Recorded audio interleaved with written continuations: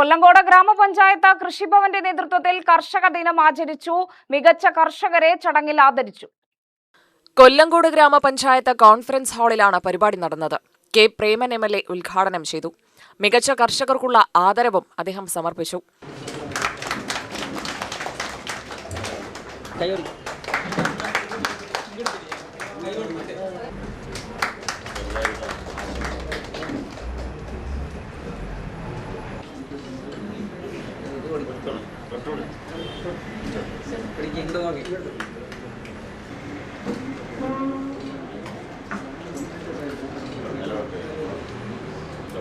ലോകത്തെവിടെയുമുള്ള മലയാളിയുടെ വൈകാരികമായ ഉത്സവമാണ് ഓണം എന്നുള്ളത് കൊണ്ട് തന്നെ ഓണം മിത്തായാലും സങ്കല്പമായാലും പ്രതീക്ഷയായാലും മലയാളികളുടെ ഒരു പ്രതീക്ഷ തന്നെയാണ്.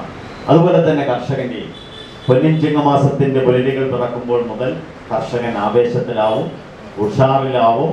കർഷകന് വലിയ പ്രതീക്ഷകൾ വരും നാളുകളിൽ ഏറ്റെടുക്കാനുണ്ട്, ഇനിയും ശോഭനമായി മുന്നോട്ട് പോകും എന്നുള്ള പ്രതീക്ഷ കൂടിയാണ് ചിങ്ങമാസത്തിലെ പുലരികൾ. അതുകൊണ്ട് തന്നെയാണ് ചിങ്ങം 1 കർഷക ദിനമായി ആചരിക്കുന്നത്.